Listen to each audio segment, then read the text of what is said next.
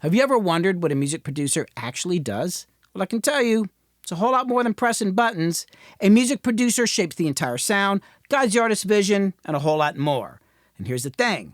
There's a lot of different types of music producers. And over the 40 years that I've been making records, I've been every single one of those types of producers. So in this video, I'm going to explain the basic roles of a producer, the different types of producers that there are, some of my production processes, how I deal with artists, and there'll be a bonus rant at the end.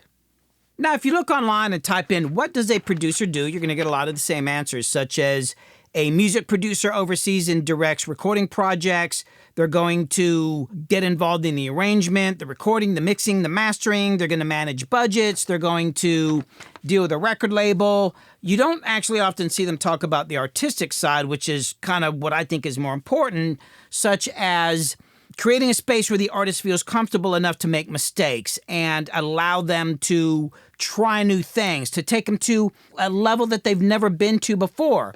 And probably the most important thing is, as a producer, it's my job to know the difference between what is good and what is bad, because most artists are not capable of objectively knowing when their output is good and when their output is bad. And one of the most common things that happens is that I'm working with an artist and their best song is a song that they think was one of their worst songs.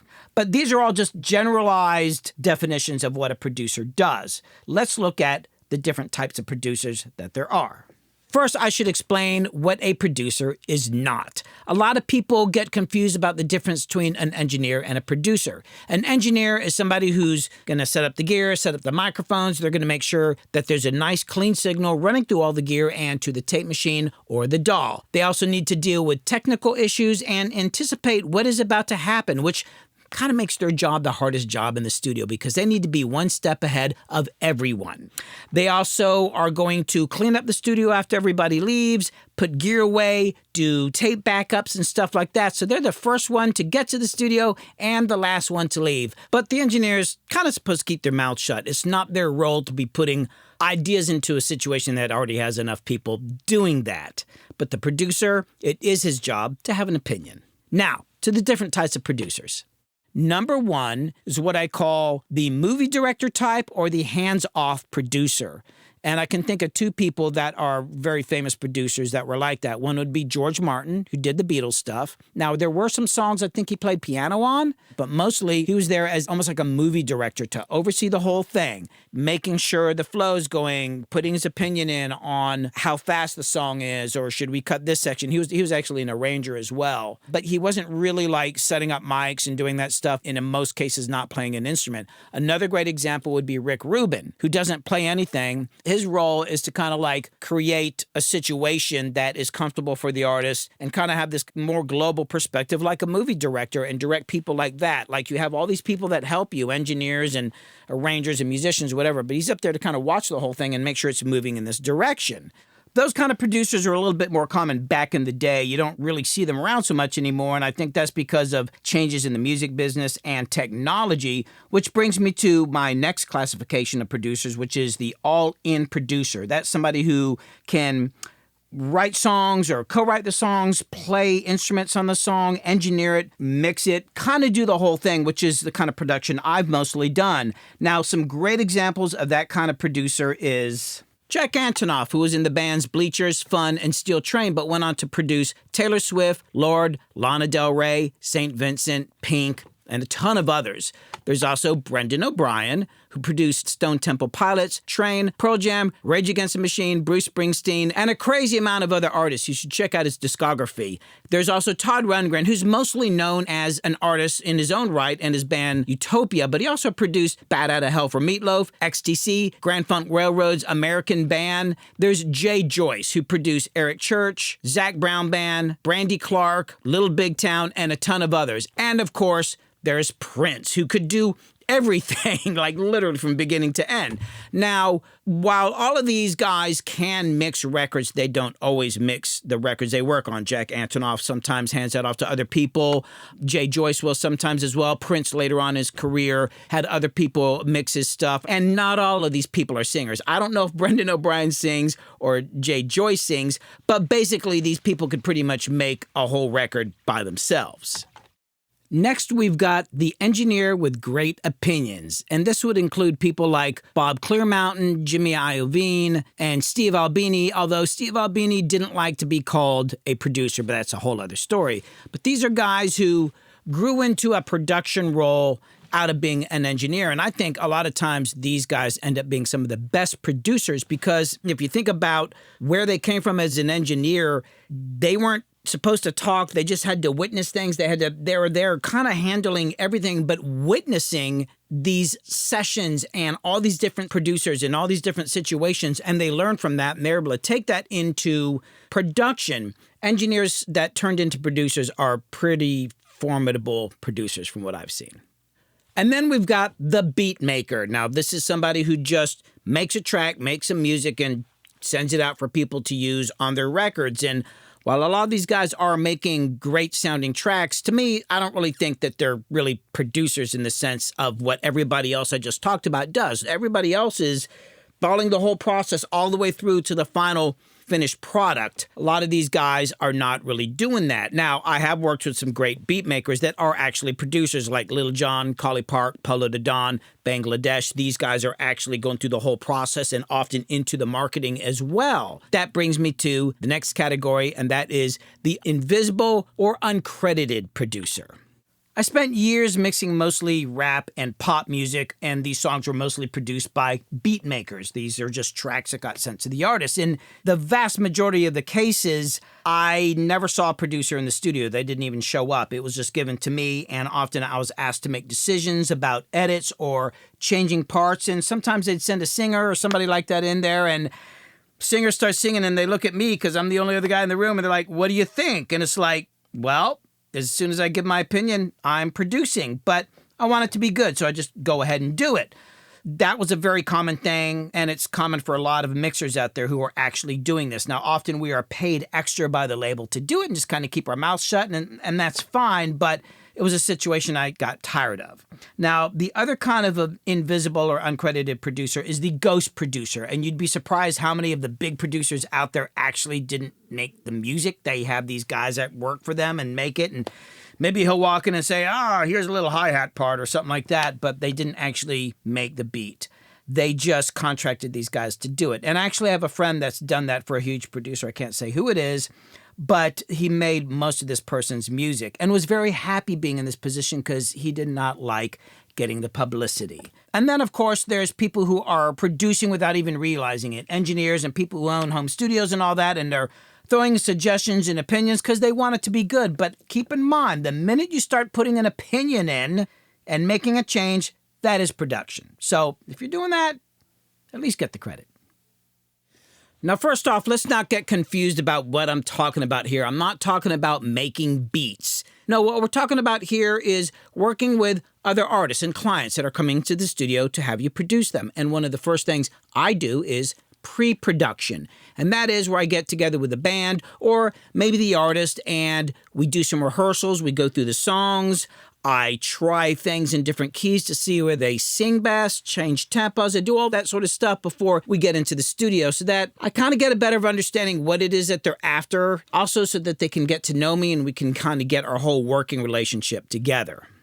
As a producer, I'm also responsible with dealing with the budget. And often it's just as simple as making sure that they have enough money to pay for me to do everything that I'm going to do and getting through the mixing and all that. But often they're going to need some session musicians. So I'm going to go and find the session musicians that I want to use, negotiate with them, get them to sign work for hire contracts, get hard drives for the project. If we need to go to another studio because we need a bigger space, then I'm going to pick a studio that I like, negotiate a price with them, take care of the deposit, all that kind of stuff. Maybe there's some travel expenses. I also would need to make sure that we have catering taken care of, or sometimes I'm just bringing along somebody who can run and go get food. There might be gear rental. And a lot of times, me handling the budget is really just more about an artist not feeling comfortable about talking to musicians about paying them. So they'll leave it up to me to handle all that so they don't have to worry about that and they can just concentrate on the art.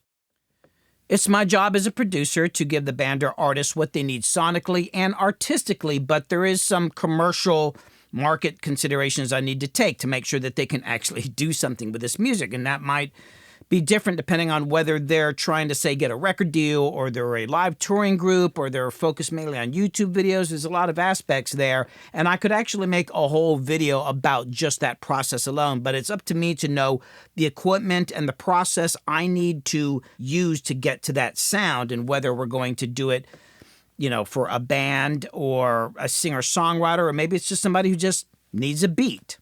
Once you get beyond making a beat, the most important skill is people skills. And people skills as, related to artists. Not normal people, but artists, which is a whole different thing and requires you to be a bit of a psychiatrist. Knowing when to encourage somebody and give them support, and then also know when to challenge somebody and tell them they're just being a baby about it and they're being lazy or whatever. Get in there and do the work. And sometimes it's about who I let into the studio. I've had to kick people out sometimes because they're creating a bad vibe, or making sure that there are certain people there that make the artist or the band feel very comfortable. There's also a big difference between how I produce musicians and singers. You see, with a musician, if you're going to be critical or give some direction on something that they're doing, what they're doing is they're playing this physical instrument. It's a guitar or a bass or keyboard or something like that, and it's about this thing with their hands, right?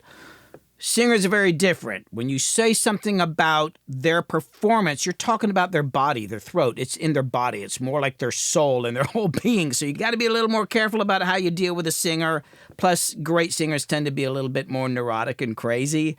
But that's just one of those skills that you have to learn as a producer. And I spend a lot of time dealing with that kind of stuff. And I have a lot of ways that I deal with that. First off, I think about the environment, which is why my studio looks all crazy and funky like this, because I don't want people to feel like they're in this super professional environment. It should feel like we're making demos here, which is where the magic normally happens. So if we have to go work in a big professional studio for some reason, I always try to bring something along, extra things, or try to create an atmosphere so it doesn't feel too professional, which can just kill everything. I also will use misdirection and distraction a lot. So if somebody's fixing something, they're punching in, which means they're going to fix one little section of a vocal or a guitar part or something like that.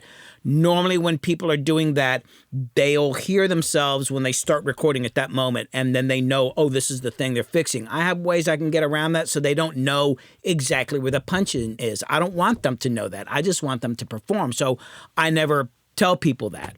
I will also resort to lying. I'll tell people, oh, it's just a scratch vocal. Oh, I'm working on the sound here. No, just keep singing. Just keep singing. I record everything. I record it all. The band, we're doing headphone checks, whatever.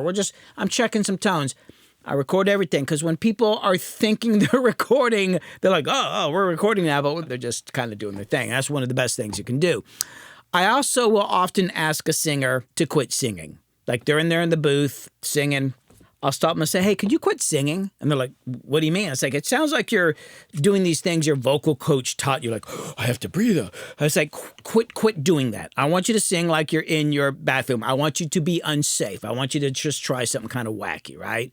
Don't even worry about it. Another thing I really like to do with singers is when they come in, I'll set up a bunch of different vocal mics for them to try out. There's like 3 or 4 mics. And I'm saying, oh, sing into this one, sing into this one, sing into this one. And I always ask them, which mic do you like best? And whatever they choose, I go with that one, unless there's something really, really weird, because I'm going to make it work one way or the other. I'll deal with a mic sounding a little different, but if I can get them to perform well, that's all that matters. I can deal with that other stuff. If for some reason they like that mic because it looks better, it just sounds better in their headphones, that's the one I'm using. I also have this process where I will record, whether it's a full band or vocals, I record till it gets worse. Yeah, like how do you know when you have the right take? Well, when it starts getting worse, you back up 1 or 2 takes, and that's usually the right one. Or if we're hammering something that's not working and it's just getting worse, I stop and I'm like, I think we got it. I think we got the take, whatever. The next day I say, hey, let's do another one. And usually that first take, because they've been hammering at it and it's now in their soul, usually the first take's the one. That's the one. There are times where the energy's not right in the room. I've asked people to do jumping jacks or run or do something really physical, or sometimes pushing people really hard. And, if they're not quite there, just say to get people actually worked up and a little angry, gets them to quit thinking about the recording. They're just mad at me, or they're worked up about something. And it's, so I guess it's not a nice thing to do, but I need to get the best performance. So sometimes I'll do that. When it works, and it usually does work, and they see the results, then from then on out, the rest of the session is really easy. I have to be adaptable. I might have a day where, hey, we're going to do guitar parts on this day, or we're going to do vocal parts, but maybe the singer shows up and they're not feeling good, and that's what I had planned. I need to be able to pivot to something else. Or the guitar players having a bad day, and something's wrong with the guitar. So a lot of the things I have to do is keeping the momentum of the project going forward. Everything's got to keep working, but if something comes up, messes up that plan, I can't just get stuck there. I need to be ready to pivot to something else, which brings me kind of to this other thing. When I start working on a song, it's my job to have a plan and know exactly what I'm going to do. It's also important that I do what's best for the song, and that might mean replacing the drummer on that particular song, or making some arrangement changes and making some hard calls. But it's also very important that I be adaptable, because what happens sometimes is you start working on a song and you think it's going to go in this direction, and then something happens during the session and it starts to go in this other direction. And usually when that happens, everybody in the room can see it. And I think it's best to kind of pursue that, because usually the song's taking on a life of its own. It's almost dictating where it needs to go. And to me, that's where the magic happens. So I always encourage people to do that. And besides, we can always hit undo and go back. But being spontaneous and not sticking too hard to the plan is important. And you just got to have the experience to be able to make that kind of judgment call. Bonus rant. I've had situations where with certain artists, you get towards the end of the production or you're working on a song and they're just arguing with you. And normally what I say is like, all right, if you're just going to argue with me, I'll tell you what, I'll do what you want. Take my name off the project. Because if it's not my final say, then just credit me as an engineer and mixer. That's fine. Go ahead. Do it. I have a lot of confidence in my opinion. And I'm not saying that to be egotistical. It's not even an egotistical thing. I know what my opinion is, and I know what I want to do, and I'm not going to do what I don't want to do. I mean, if I'm being hired to engineer and just mix, that's a different thing. It's like I'm like a contract assassin or something like that, right? But when I'm producing, that's what it's about. And if you're not going to take my opinion, then you're either I'm not going to be the producer anymore, or you need to fire me. As a producer, yes, my opinion has to stay till the end, but that opinion is for the best of the artist. It's not just like, oh, I'm trying to impose my sound. An artist comes to me and they say, I want to sound like, old school country or this pop thing or whatever. And that's what I'm going to help them do in spite of them. Because it's amazing how sometimes an artist, they're telling me what they want. They just don't believe that what I'm doing is getting there. It's like, trust me, it is getting you there. So sometimes I literally have to fight the artists to do what's best for them. I'm never trying to impose my sound on anybody, because some people don't know what sounds good about themselves. Like, it's hard for most artists to hear something and make a judgment on whether it's good or bad. It's amazing how many times singers especially, and I'll say, oh, I love that line. Like, oh my God, my voice cracks. I'm like, that's the most emotional thing on the whole freaking record. Take it out. I was off pitch. I'm like, it's great that you were off pitch for a split second and leaned into it. That's what makes it powerful. And I'll just say, no, we can't take it out. I'm not tuning it. That's the best thing in there. Why? Because I know what the hell I'm talking about. But I'm also not caught up in it, but I'm doing it for their benefit. The other thing that's very important, and I don't know how to say this, but keep in mind, and this kind of goes back to what I was saying when you're talking to a producer, letting them know what you want and what you need is very important. Don't try to suck up to the producer because they were no name or whatever and try to, like, I'm going to say I want something because I heard this other record they did like that. I'm not interested in that. I just need to know what you want. Because here's the thing. At the end of the project, I'm going to move on to another project. You're going to live with this the rest of your damn life. You better make sure it's what you want, right? Or what you need, right? So you better communicate that to the producer very, very well. it's kind of weird. Like people have the weirdest motivations going in the studio. I think people think it's all about fame or connections or something like that. No, I want to remind everybody it's the music business. Yeah, your image matters, whether you got cool makeup or like great hair or whatever, that can help. But at the end of the day, it is about the music and the performance, right? People get the wrong idea about things. It's like, no, make sure that we work with the producer, that they're going to deliver what you think you need to do, what market you're going into. But hopefully the producer is going to hear that. And sometimes, and sat with me, I said, okay, I see what you're saying. What if we tweak it just a little bit this way? That we can, yeah, this thing here is cool, like this direction with the genre, but you actually, are a good kind of straight ahead singer-songwriter. Maybe we don't need so many overdubs on it. Let's kind of focus on your voice a little bit more. And that's one of those things where you need to trust them, which goes back to what I said when you choose a producer. You got to make sure that you're communicating with them what it is that you want musically, but also where you're going with your career. But you'd better trust them.